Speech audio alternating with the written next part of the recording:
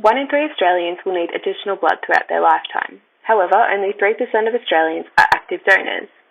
Operating for over 90 years, Lifeblood supplies products to help save lives, as well as organ matching, tissue typing services, and breast milk donation.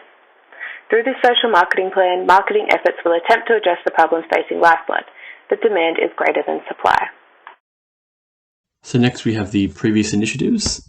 So while Lifeblood is the only organisation involved with blood donations within Australia, we can look at other different countries to see what successful initiatives they've put into place. So in Haiti, they've got the Club 25 program. This encourages people from the ages of 16 to 25 to become regular donors. This program involves promotional items such as t-shirts and stickers to raise awareness about the campaign. And they also used a network of volunteers as well as mobile blood banks to increase the accessibility of blood donations. They also educated the young people about important health issues and basically how to stay healthy to ensure that they regularly donated blood and wouldn't miss out.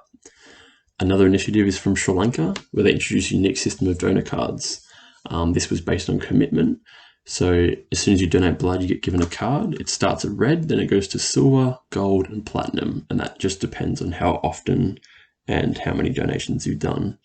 A previous attempt of behavior modification, the first one, donor recruit donors, a motivational revolt to encourage donors to recruit new donors was developed because this was judged to be an affordable and sustainable intervention strategy within the current blood bank practice. The second one, incentives competition raffles, discuss the need for increasing the number of people who donate blood and suggest that behavioral strategy, including use and incentives competition and raffles, might be effective method for motivating individuals to donate blood. A recent challenge faced by the organisation is the coronavirus pandemic and the associated social distancing and outing restrictions shown by the rapid increase of people cancelling donation appointments.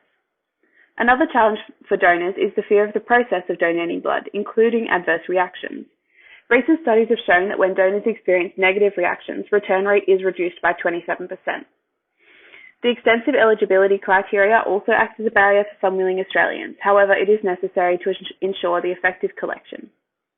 The blood donation process is time-consuming and requires people to find 1 to 2 hours to complete the process.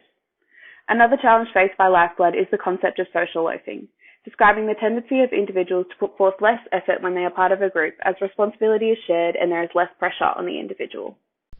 Our group identified that both the theory of planned behaviour and stages of change model were the most relevant theories which guide people's attitude, behaviour and actions towards giving blood. The theory of planned behaviour acts as a guiding theory to blood donation as it can be used to predict people's behavioural intentions. The 4 variables in this theory are intention, attitude, subjective norms and perceived behavioural control. There is a lack of subjective norms promoting blood donation in Australian culture. Therefore, people aren't motivated to donate as they believe others in society aren't donating themselves. Personal variables influence an individual's attitude to blood donation, such as their amount of knowledge about the crucial need of blood and their perceived cost involved in giving blood. Perceived behavioural control towards donating blood would vary from person to person due to situational contingencies in their environment, such as work, travel, time, and family life. Intentions help understand why some people are more motivated to donate blood compared to others. The stages of change model states that individuals move through clear steps en route to behaviour change. Pre-contemplation. Individual is aware of blood donation but is not interested in participating at the current point in time for numerous personal reasons. Contemplation. Individuals start to consider blood donation as it's become of relevance to them, due to multiple reasons such as friends and family are giving blood or blood donation promotions are seen and motivate the viewer to donate.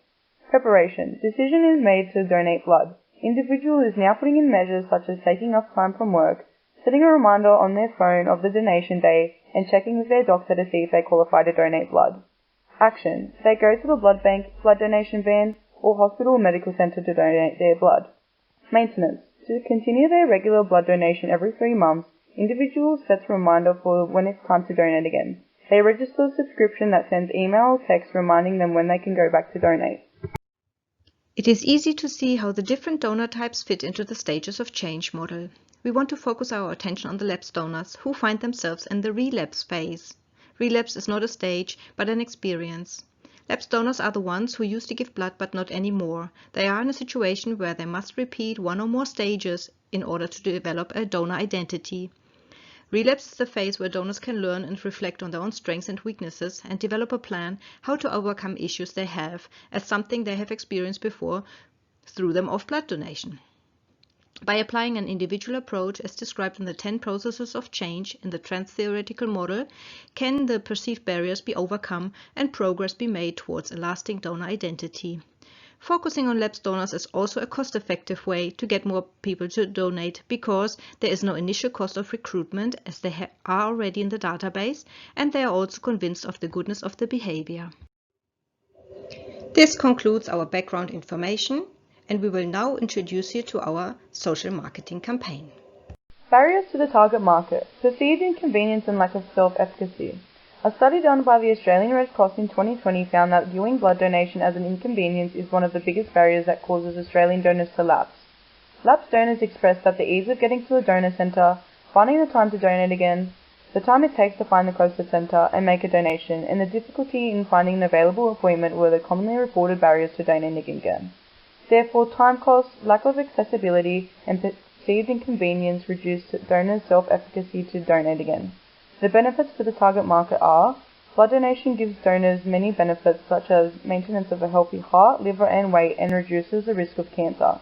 Donating also gives donors warm glow feelings, knowing that they've contributed to a crucially needed cause in their community. For segmenting, we decided to behaviourally segment lapsed donors to further target our audience. This involves identifying donors who have not returned to donate in the last 24 months who perceive blood donation as a current inconvenience. For targeting, our campaign's purpose is to reconnect these lapsed donors to our organisation in a convenient way, trying to overcome a barrier most people in this target group share.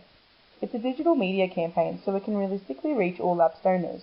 It's important we utilise Lifeblood's database to contact donors who haven't been back in the last 24 months. Being a digital media campaign makes it cost-effective, good on timing, and easy to respond to.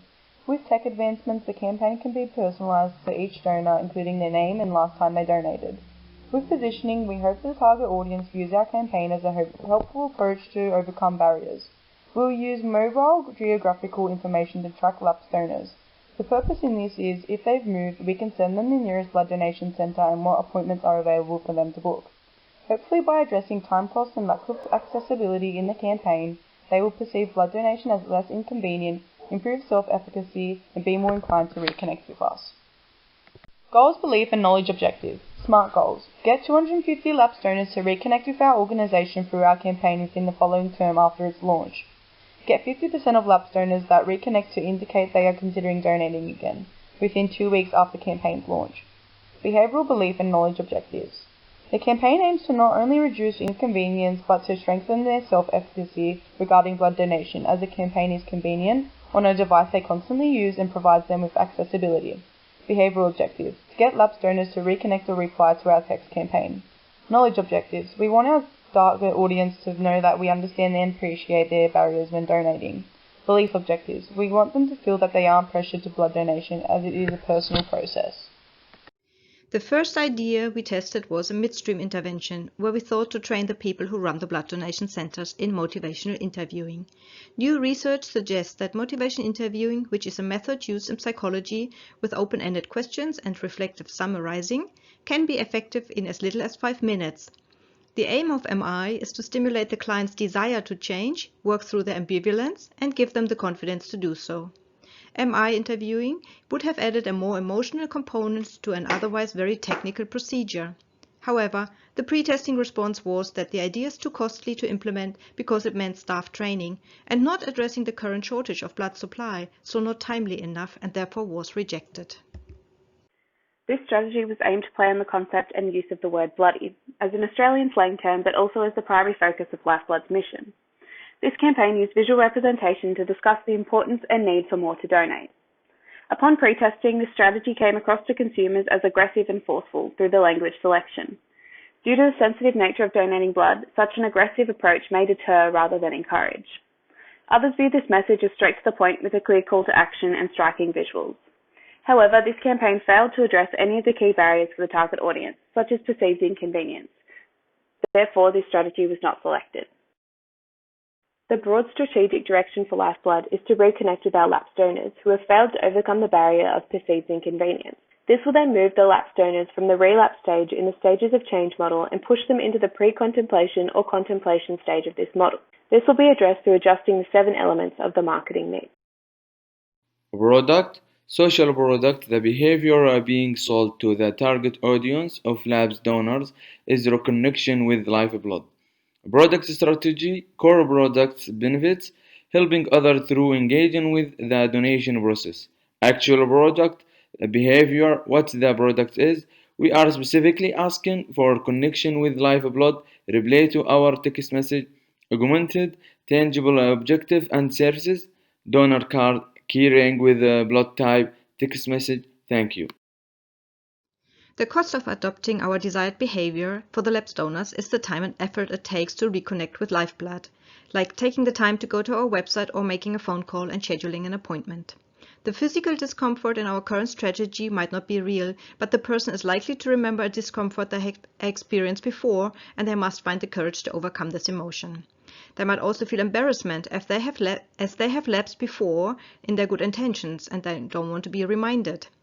There are also other psychological reasons like the lack of confidence, or there might be social, economical, or cultural reasons where a person never reacts to an advertisement, a call to action, or has something like request fatigue. Lastly, there's the opportunity cost, where I could be doing something else instead. This is usually fueled by a lack of enjoyment or general inertia and apathy. Our program aims to firstly decrease the cost of the desired behavior for the lapsed donors by making it easy and fast. Replying to a text message on a mobile phone is as simple as ticking a box and pressing send. And secondly, to increase their benefits by reminding them why they donated to begin with. The promotional strategy decided on was designed for reconnection. This campaign aimed to get donors to the pre-contemplation stage and then the contemplation stage from the stages of change model. The campaign is to be run as a social media strategy. Firstly, a 30-second video advertisement using a story of impact to remind the target audience of the reasons they previously donated, hoping to reignite their motivation. At the conclusion of this ad will be a call to action, asking the target audience to reach out and connect with Lifeblood. Some may action this request, however, it is expected that most of the target audience will not, as they are focused on the perceived inconvenience of the process. One of the primary benefits of targeting lapsed donors is that the organisation has access to the data of the group, including their contact information. Therefore, during this next stage, the lapsed donors will receive a text message from Lifeblood asking for reconnection. The first stage of this campaign is to encourage pre-contemplation, and the next stage is to invite contemplation, whereby the target audience can either reconnect or opt out. Place. Mobile devices will act as the place consumers will receive our campaign.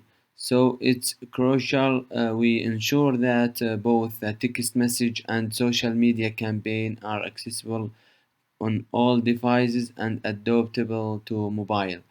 Through our text message campaign, we aim to make accessing the place blood donation centers easier for people to reach by informing them to the closest centers and when the next appointment to donate would be available.